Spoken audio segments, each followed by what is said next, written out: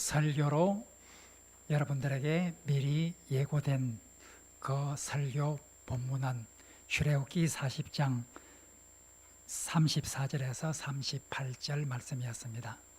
출애굽기 40장에 나오는 이 말씀은 성막을 이제 완성하고 성막을 봉헌할 때 하나님께서 하셨던 일에 관해서 기록이 된 말씀입니다. 원래 이 말씀은 이제 새 성전으로 입당을 하고 이젠 첫 예배를 드리면서 주어진 그런 본문으로 적절하다고 생각해서 지난 주일 제시했던 그런 본문 말씀입니다. 우리 성전 이전이 새 성전으로서 이전이 연기되었기 때문에 이 본문으로 하는 것이 적절하지 않은 것 같아서 오늘 말씀을 바꾸었습니다. 오늘 말씀은 이제 대림절 넷째 주일, 내일이면 성탄절입니다. 대림절 넷째 주일을 맞이해서 우리 구주 예수님의 인간을 위한 놀라운 구속에 대해서 우리가 감사하면서 동시에 우리는 하나님의 도구로서 사용되어졌던 그런 사람들 가운데 많은 고통을 겪은 사람들이 있습니다.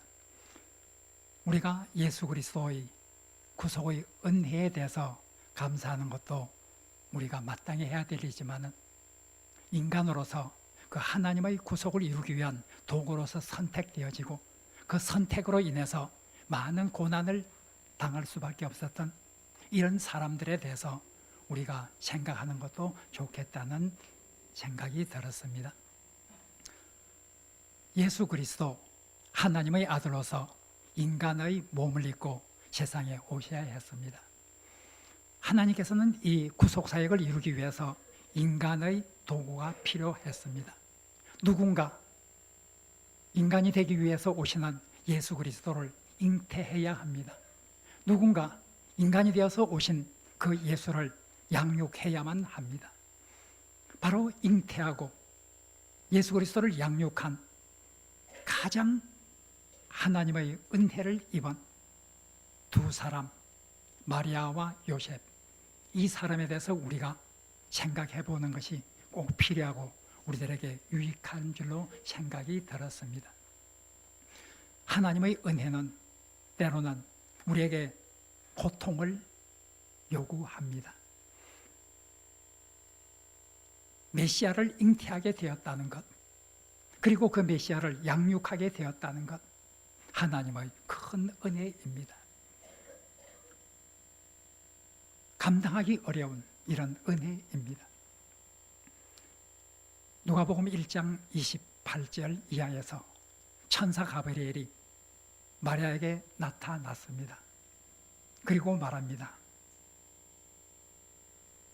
은혜를 받은 자여, 하나님이 너와 함께 하시도다. 마리아를 보고 은혜를 받은 자여, 은혜를 입은 자라고 말하고 있습니다. 마리아가 이 말이 무슨 말인가 하고 의아하게 생각하고 있을 때 천사가 다시 말합니다. 무서워하지 말라. 너는 하나님께 은혜를 입은 자라. 하나님께 은혜를 입은 자라. 성령으로 아기 예수를 잉태한다고 하는, 자기 몸에 잉태한다고 하는 이것, 하나님의 아들을 잉태한다고 하는 이것, 하나님의 놀라운 구속사역의 도구로 사용된다고 하는 이것, 하나님의 은혜였습니다. 큰 은혜였습니다. 그러나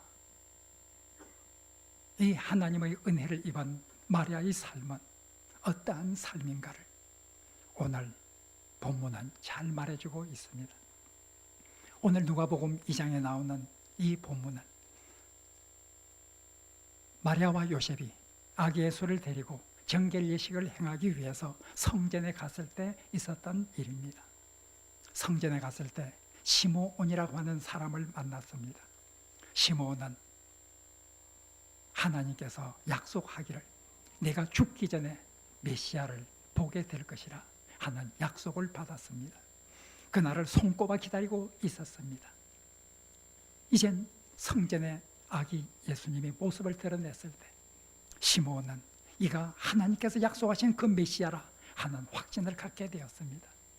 그래서 시몬은 하나님께 말합니다. 하나님, 이제 이 종을 평안히 놓아 주십니다. 이 말은 나는 이제 죽어도 여한이 없습니다. 하나님께서 약속하신 대로 내가 이 메시아를 바라봅니다. 내가 이제 평안히 죽도록 나에게 은혜를 베풀어 주셨습니다. 하고 하나님께 감사하고 하나님을 찬양을 합니다.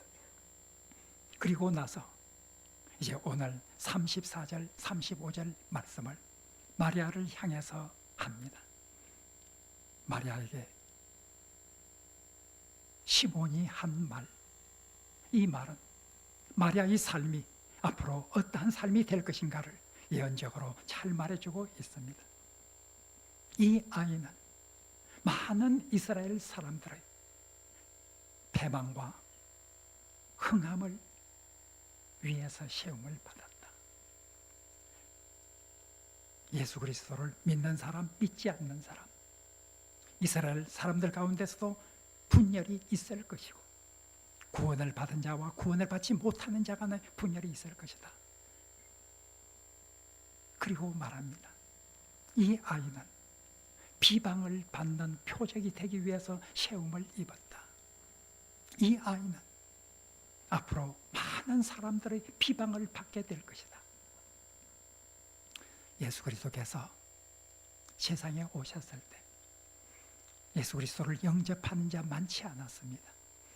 요한복음서 기자는 이렇게 말합니다. 자기 백성에게 왔지만은, 자기 땅에 왔지만은 자기 백성이 예수 그리스도를 영접하지 아니하였다.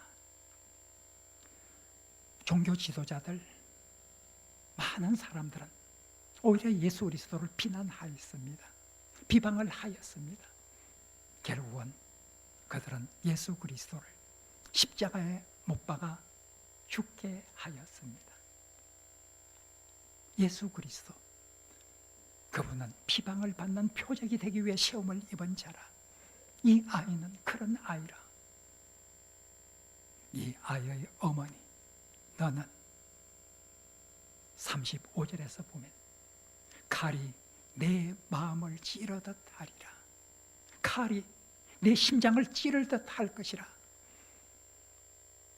이 아이가 그러한 삶을 살아갈 때 네 마음이 칼을 찌르는 그런 고통 속에서 살아갈 수밖에 없을 것이라 하고 말하고 있습니다.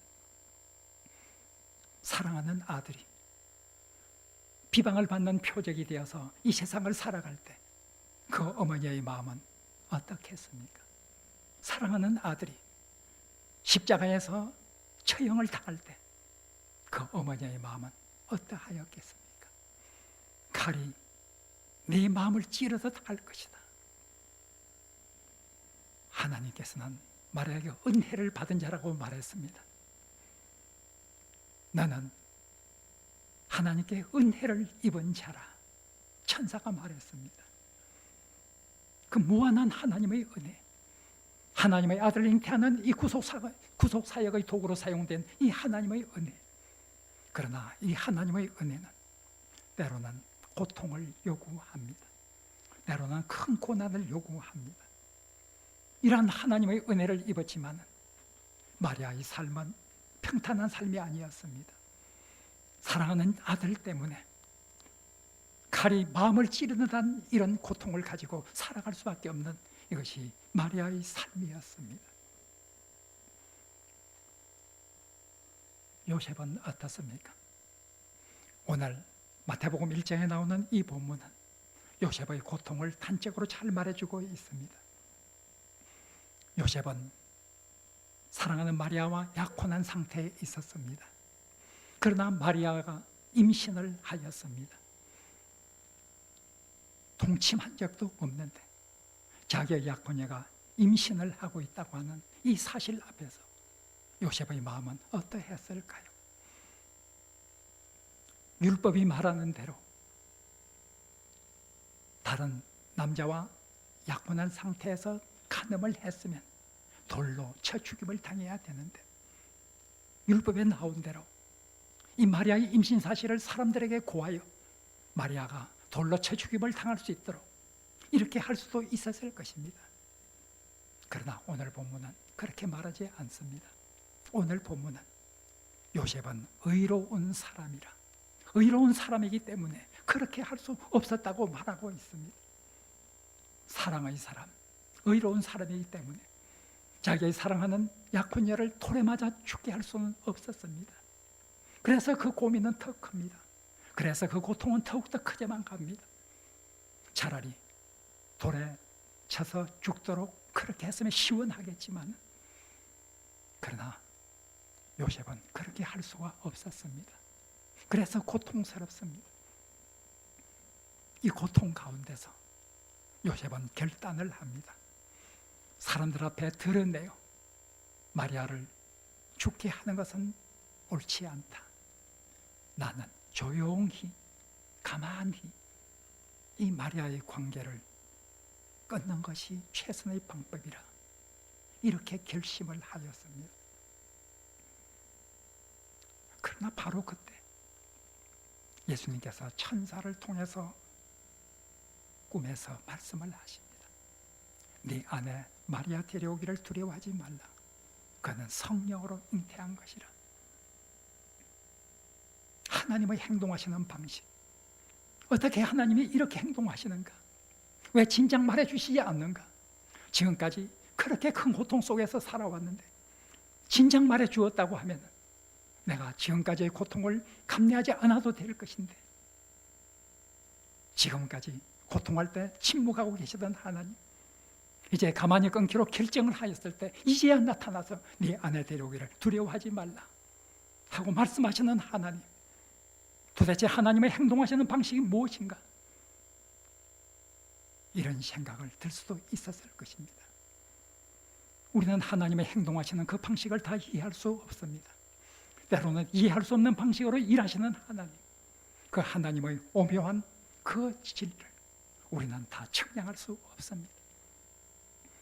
요셉은 이렇게 고통스러웠습니다. 아기 예수를 낳고 나서도 그 고통은 계속됩니다. 아기 예수가 탄생했을 때 헤롯 왕은 이 아기 예수를 찾아 죽이려고 합니다. 하나님께서 요셉에게 명합니다. 너는 빨리 일어나서 아기와 그 어머니 마리아를 데리고 내가 네게 지시할 때까지 애굽 땅으로 피신해 있어라. 요셉은 아기 예수를 양육하는 이런 하나님의 큰 은혜를 받았지만 그 은혜는 고통을 요구하였습니다. 밤에 일어나 아기와 어머니를 데리고 애굽까지 피신한다고 하는 이것이 결코 쉬운 일이 아닙니다. 먼 고난의 여정이었습니다. 고국 땅을 떠나 이국 땅에서 우거하는 그것이 얼마나 그 당시에 어려운 일이었는가, 얼마나 위험한 일이었는가, 얼마나 고난의 길이었는가 우리는 생각해야만 합니다. 아기와 어머니를 데리고 애굽에 피신해 있어라. 애굽으로 갔습니다. 다시 하나님의 음성이 시간이 지난 후에 다시 들려옵니다. 이제 아기를 찾던 자들이 죽었다. 고국으로 돌아가라. 다시 고난의 여정을 시작합니다. 고국으로 돌아왔을 때 유대 땅은 악명 높은 아켈라의 지배하에 있었기 때문에 그곳에 들어가지를 못하고 갈릴리 나사렛 동네에 가서 살게 되었다. 아기 예수를, 메시아를 양육하게 되는 이 하나님의 은혜, 하나님의 구속 사역의 도구로 사용되었다는 것, 참으로 큰 은혜입니다. 그러나 이런 은혜를 받은 요셉, 그의 삶은 고난의 연속이었습니다. 때로는 하나님의 은혜가 우리에게 고난을 요구합니다.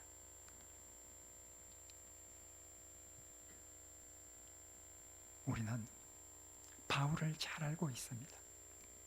신약 성경 중에서 은혜라는 말을 가장 많이 강조했던 사람, 사도 바울. 는 디모데전서 1장 12절 이하에서 내가 비방자요, 박해자요, 폭행자였지만 하나님께서 내게 은혜를 베풀어 주셨다. 넘치는 은혜를 베풀어 주셨다. 디모데전서 1장 14절에서 내게 베푸신 하나님의 은혜는 넘치도록 풍성한 은혜였다 하고 말하고 있습니다. 나 같은 사람이 무엇인가인데 이렇게 넘치도록 풍성한 하나님의 은혜를 내려주셨다는 말인가? 내가 무엇인가인데 하나님의 구속사역의 도구로서 복음을 전하는 이런 귀한 사명을 나에게 주셨는가? 넘치도록 풍성한 하나님의 은혜를 찬양합니다. 그러나 이 하나님의 은혜가 요구하는 삶은 어떤 삶이었습니까? 바울의 삶은 어떤 삶이었습니까? 이렇게 넘치도록 풍성한 은혜가 자기에게 왔다고 하는, 여기에 감격해하는 바울의 실제의 삶은 어떤 삶이었습니까?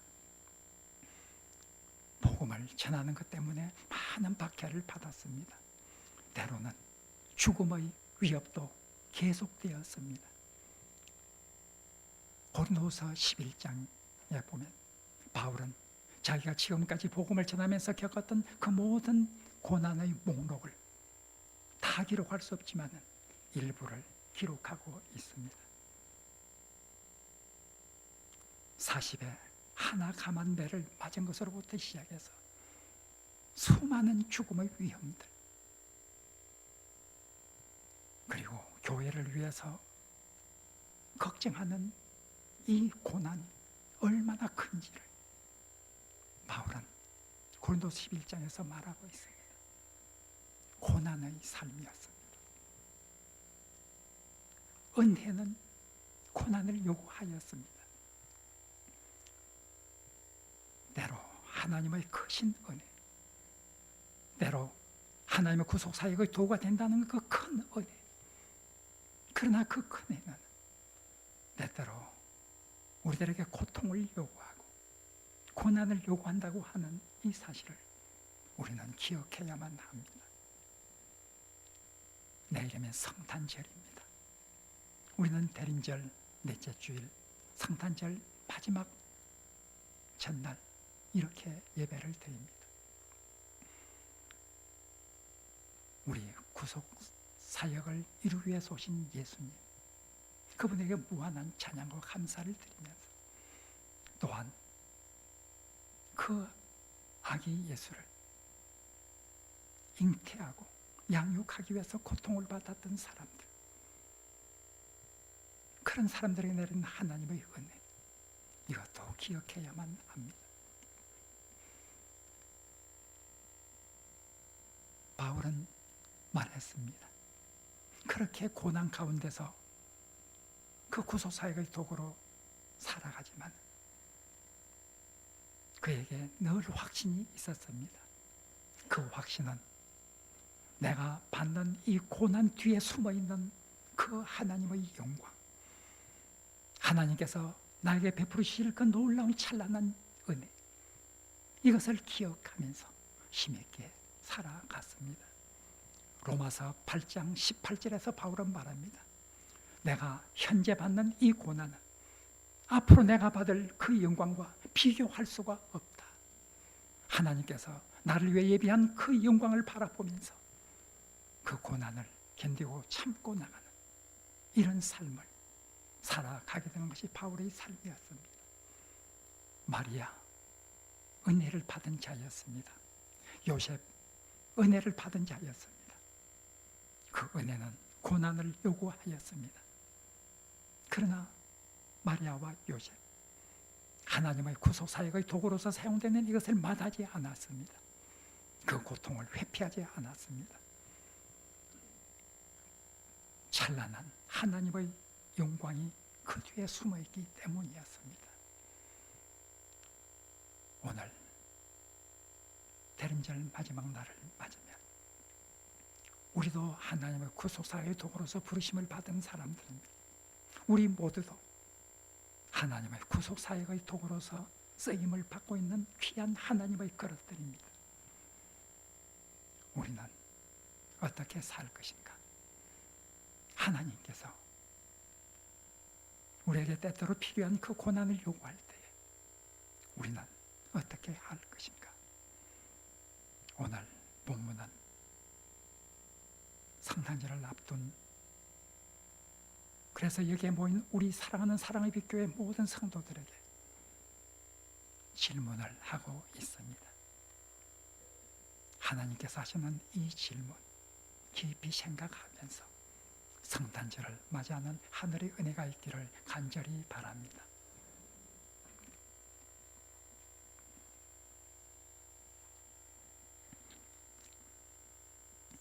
하나님, 구속사역의 도구로서 참으로 칼이 심장을 찌르는 고통, 그 고통을 참아가면서 구속사역의 도구로서 사용되었던 많은 사람들을 우리가 생각하오니 하나님께서 우리에게 말씀하실 때 우리가 어떻게 응답할 것인지를 깊이 생각할 수 있게 하여 주옵소서. 사랑의 빛을 비추기 위해서 부름을 받은 우리 사랑의 빛교회 교우들이 참으로 어떻게 이 세상을 살아가야 될 것인지를 깊이 생각하는 하늘의 은총을 저희들에게 내려 주옵소서. 우리 이전에 구속사역의 도구로서 사용되었던 많은 사람들을 기억하면서 그들에게 감사할 수 있는 귀한 성탄절 될 수 있게 하여 주옵소서. 예수님 이름으로 기도합니다. 아멘.